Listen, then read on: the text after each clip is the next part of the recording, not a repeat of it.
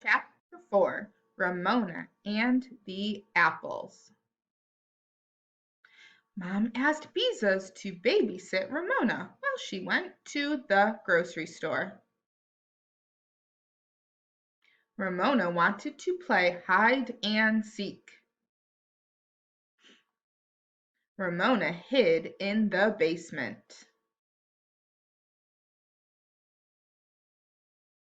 Beezus found Ramona in the basement.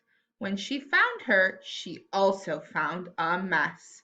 Ramona was taking one bite out of each apple and throwing the rest of the apple on the floor.